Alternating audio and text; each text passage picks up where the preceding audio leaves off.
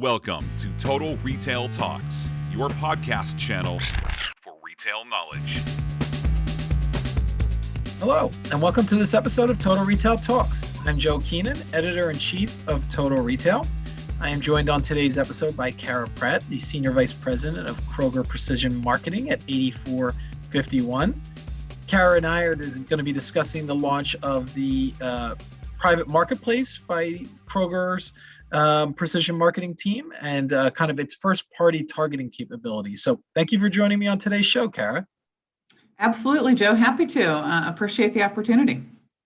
So to get us started, I think it would be helpful if you told our audience a little bit about the Kroger Precision Marketing business. Obviously, everyone, or most everyone, is probably familiar with Kroger, the retailer and grocer. But tell us a little bit about the Precision Marketing business, and in particular, your role within that group.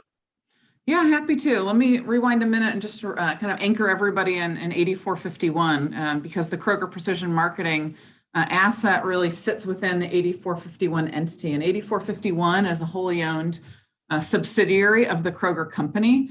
I think it's easiest to think of 8451 as the analytics and activation engine for Kroger. And so the work that we do spans kind of core merchandising, pricing, recommendations for stores, for our core brick and mortar and our e-com assets, as well as everything in the activation side with respect to, and not just loyalty marketing, which has been an asset and a strategic advantage for how we connect with customers, how Kroger connects with customers for decades, but also newly our advertising assets. So Kroger Precision Marketing is the retail media business for Kroger. We launched in October of 2017. We launched specifically focused on driving an increased level of accountability, overall consumer impact, advertiser impact for media. And we do that through closing the loop between media exposure and actual sales, whether it's through our stores or whether it's through our online environments. Kroger is the largest grocer in the U.S., a number 1 or 2 share position in all markets we serve. And certainly COVID accelerated different behavior. We were on a path towards, but kind of hockey sticked. And as of last year, Kroger's a top 10 e-com retailer and the 4th fastest growing per e-marketer. So the KPM, Kroger Precision Marketing asset, is an extension of helping advertisers drive meaningful impact, meaningful connection, relevancy, discovery, and ultimately conversion for their brands. And so as you think about the mix of our portfolio, we certainly created this to connect with shoppers based on how they also consume media. As an example, we've had on-site ads, whether it's through PLAs or kind of display on our owned and operated properties that are really focused on product discovery and inspiration closest to the point of conversion. And you start to zoom out, and we have certain assets that are incentivizing trial and repurchase. And you keep zooming, further up the proverbial funnel, and we have assets like social media and Pinterest and Facebook that we can inspire shoppers with new ideas earlier in a discovery process, as well as programmatic and connected TV. So quite a mix of portfolio to support both advertisers and to engage customers throughout their shopping journey. Yeah, I think a perfect segue into the next question, Cara. In terms of the private marketplace, which recently announced this programmatic advertising marketplace, all of these different brands and that are being sold to your shoppers. Tell us a little bit about kind of the genesis of the Kroger private marketplace and what you hope to accomplish with it. Yeah, we announced our private marketplace at Advertising Week in late October of this year, and it's really an extension of our media portfolio to help advertisers create these meaningful connections. Frankly, most commonly being leveraged for brand marketing and driving a more performant, more kind of brand marketing deployment practice. So our goal with the PMP, with some synergy to our core promise for KPM, is really around unleashing the power of our first-party consumer insights in a way that is privacy safe and flexible for brands and agencies. there is a lot of change happening within the industry, and really productive change, which really speaks to the movement and the new opportunity for brands to think differently and to leverage different data assets to create these shoppable moments and meaningful connections. So our private marketplace is a self-serve programmatic platform, allowing advertisers to access our audiences and our audience optimization recommendations into their DSP of choice, and allow their hands-on buyers to optimize performance based on retail metrics like sales and return on ad spend, and not rely squarely on more traditional media metrics that are not as predictive and influential in determining the true effectiveness of media spend. So we came to market very deliberately to create this DSP agnostic asset and opportunity to reduce friction in the media buying practice, and to in a consumer safe way, create the right environment for our audience intelligence to fuel media buying practices. And that valuable first-party data that you talked about that Kroger obviously has such a wealth of. So let's then talk about the potential benefits, both the Kroger and the brands that are advertising through the marketplace. Tell us a little bit about kind of the process there and what the benefits that can be expected. Absolutely. Listen, brands should absolutely be thinking about media and media performance against entirely new standards. More deliberate standards that are really anchored into performance.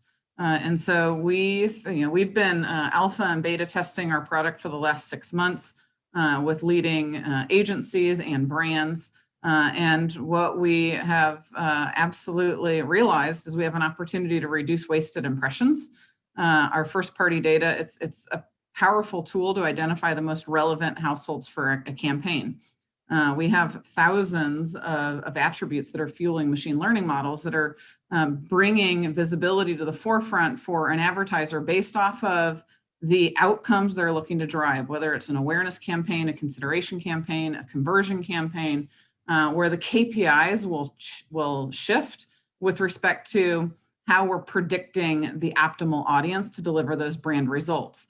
And what we've seen is the private marketplace is fueled off of this engine, not just of the rich data, that is the foundation, but really the science that sits on top. And that's allowing brands to reach households that have 3 times higher attributable sales than an average shopper that they may be hitting much more commonly with kind of traditional audience, kind of syndicated audience aggregation techniques. We've also seen the consistency of kind of reducing fraud and fraudulent impressions through this practice as well, because we have first-party audiences at the core of our deployment practices. And so while this private marketplace is a self-serve access point into our audiences and measurement practices, we have had a managed service business in Programmatic for years. In our managed service product, we see 75% greater or kind of lower invalid traffic, so kind of a higher efficiency in reducing fraud than the industry average. Industry average as measured by Moat with respect to kind of programmatic campaigns. And we're seeing consistency in realizing those benefits as well, again, because of the strength of the audience intelligence that fuels our recommendations. The second bit to extend from that is the benefit to agencies. Now, from a programmatic perspective, many brands are leveraging agencies productively, the power, the experience, the expertise that agencies provide for media buying practices. Some CPGs, more mature, are kind of working through some of the decisioning on in-housing, but most absolutely leverage agencies. And there's incredible power for and respect that agencies have with media buying practices. And so for agencies, what we've seen is and heard directly from them is greater flexibility into their buying practices because of the DSP agnostic approach, as well as better optimization levers because they can view sales impact in near real time.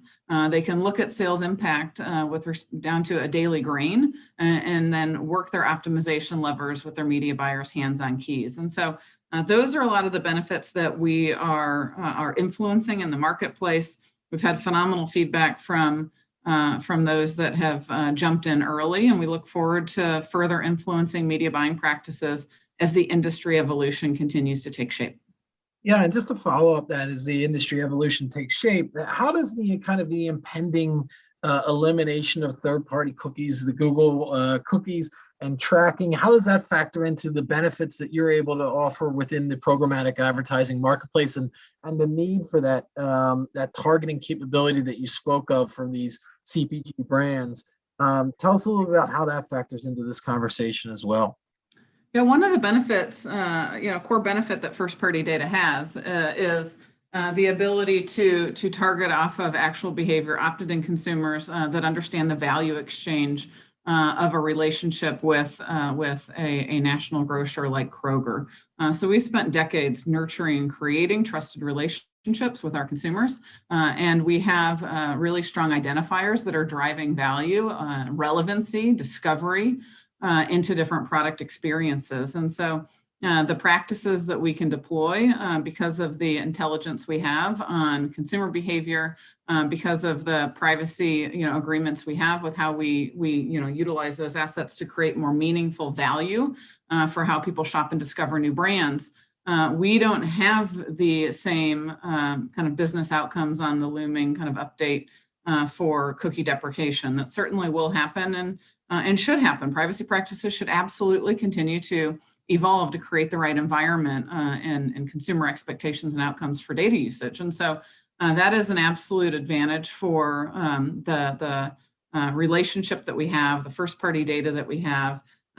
Because we're in grocery, the transactional frequency with which we see buyers walk through our stores and the modeling that can take shape in a predictive nature to kind of expose new opportunities for brands to kind of create these unique moments and new categories that they may not be exposed to today, or using different attribution into what may be influential for a brand to target off of.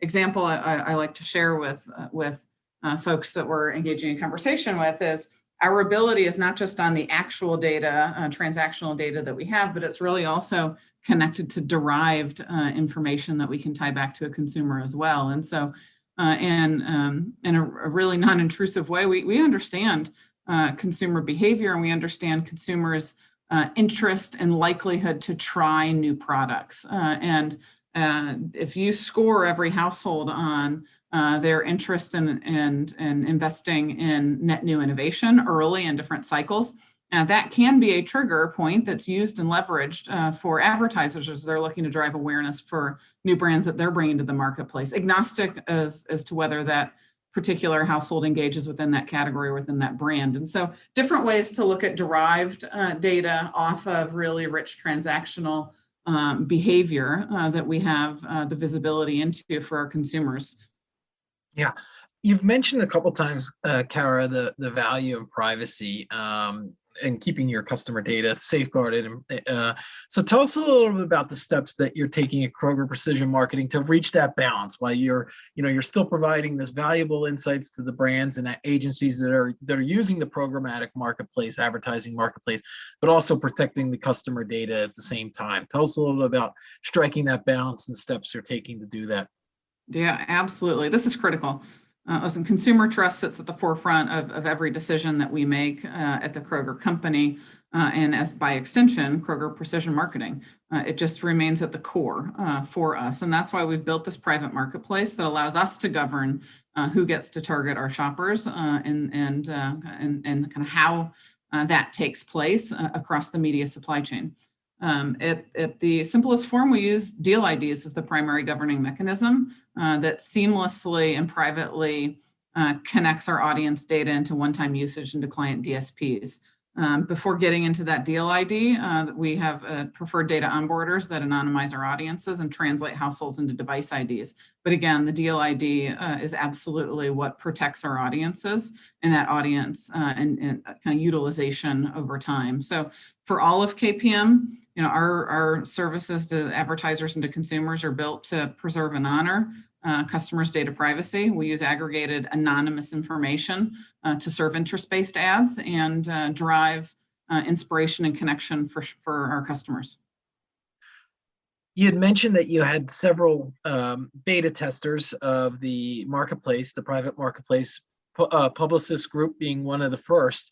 Can you maybe talk a little bit about that company's experience using the marketplace and kind of how it was able to uncover insights and potential use cases? Yeah, absolutely. Happy to. Publicis Group has been an incredible early partner of ours in our private marketplace journey. Group M is another major agency who we've been very active with. We think about some of the brands that they serve and support. We've had activations live with Nestle. We've had activations live with General Mills, Mondelez, and many others. And throughout those learnings, both through agency and advertiser direct, we've had incredible conversations that have influenced how we've brought this product online to reduce friction in the media buying practice and to drive the best business outcomes. What we know is, the industry, has been, active and alive for decades, and to build a transformational product, you can't do it in a silo. And so we were very deliberate in engaging with clients and partners that could give us advice, could give us feedback in real time while we design the product. And it certainly has been something that we have been incredibly appreciative for along the way, because ultimately, if it doesn't work for them and their buying practices, it's not going to drive the right meaningful impact into the industry. So again, our goal was really to create a product experience that reduced friction in the media buying practice while increased the efficacy and accountability for media buying end to end. As we were engaging with Publicis, Group M, advertisers directly, we realized that there were several common use cases for the data and the audience intelligence, and then the domino measurement standards that we could kind of reaffirm or shine a brighter light on, frankly. It goes well beyond kind of retargeting existing buyers in a brand or category, but starting to slice and dice behavior and longitudinal behavior to connect sharper creative and audience targets to different messaging. And so there have been use cases that have spanned from helping brands defend loyal buyers from competitive conquest and continue to cement their commitment to brands and create that brand kind of separation. We've certainly had brands that have experienced some softening with their buyers over time, and so folks have wanted to leverage our assets to win back lapsed buyers. Folks have looked at line extensions or new innovation they've brought to market and been very deliberate about how we could slice and dice some of the different intelligence, not just on brand and category behavior, but back on different thematics of types of consumption patterns over time. And so, those are real situations that brands are facing day in and day out. And as we've been kind of monitoring campaign deployments, there have been a lot of lessons learned along the way. One is, many media buyers, hands-on keys, aren't used to using first-party data to fuel optimizations and some of the other frequency cap overlays. And so there's been some learning that hands-on keys buyers have had within this asset about how they think about optimization techniques on first-party audiences relative to kind of managing on efficiency as a primary for more third-party audiences that are quite broad in play. The business impact has been strong. Early indications are showing positive return on ad spend with this rich targeting asset. And we are confident that agencies can continue to optimize whichever audience segments are making the biggest impact within their business because of the very sharp data flows and kind of understanding truly of what the sales impact is off of their media deployments. So you mentioned, Cara, that the media buying environment is evolving, rapidly, and it's continuously evolving. So just kind of looking ahead, I know this is a new venture for Kroger Precision Marketing, the launch of this private marketplace. Based upon what you're seeing, what are you doing to, one, continue adoption between brands and agencies of the marketplace, and two, continue to increase the value that the agencies and brands that are using in marketplace can extract from it. So just kind of what's on your roadmap looking ahead as to how you can continually improve the offering. Yeah, I love that question, Joe.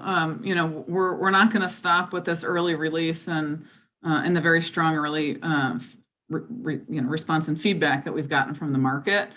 We know that we can continue to evolve. We can continue to create special moments for brand advertisers, and most importantly, special moments for consumers, the end recipients of the media. There's three primary areas where we're going to continue to kind of focus and evolve our practices. One, from a targeting science perspective, our targeting science is already best in class, but we certainly can always get better. And we're going to continue to leverage the thousands of variables that we have and the machine learning model techniques to identify the most relevant audience for all campaigns. The more campaigns we run, the faster, the audience science continues to learn and improve in the programmatic ecosystem, and that will continue to fuel audience recommendations and kind of our pre-optimized, curated audience deal IDs that will kick over at a campaign level. So one is around continually focusing on audience science and business outcomes and the predictive nature of how we're curating these recommendations based off of the kind of campaign KPIs that our brands are interested in. The second speaks to measurement. So we are reporting on attributable sales and return on ad spend within our first release into the marketplace. And I can commit to you and all listeners and all brands and advertisers, especially listening in. We're going to continue to add richer retail metrics like customer lifetime value and household penetration impact and other breakdowns that are really important perspective for advertisers and agencies to reflect on as they think about how they're measuring value with respect to their media investment choices. And last is increasing channel coverage. Our first release is predominantly focused on display advertising formats, and there's several media channels that are high on our radar and will be early releases for us in 22. So targeting science, measurement, channel expansion are all areas that we're continuing to build upon.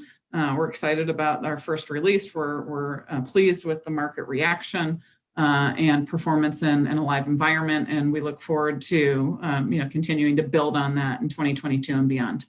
Yeah, that's some great insights into how you continue to build upon the early successes that you've had, as you noted, Cara, and get more brands and agencies involved. You have laid out kind of a roadmap for what Kroger Precision Marketing has planned. So I appreciate that. We are just about out of time for today's episode. So I want to take the opportunity to thank my guest today, Cara Pratt, the Senior Vice President of Kroger Precision Marketing at 8451, for joining us and telling us all about the launch of the new private programmatic advertising marketplace, the Kroger Private Marketplace. So thank you for joining me on the show, Cara. Happy to, Joe.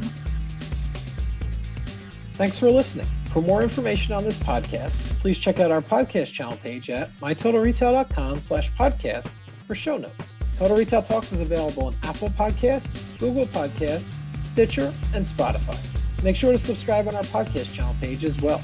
If you've enjoyed this episode, please take a few moments to rate and review this podcast. Thanks, and until next time, this has been Total Retail Talks.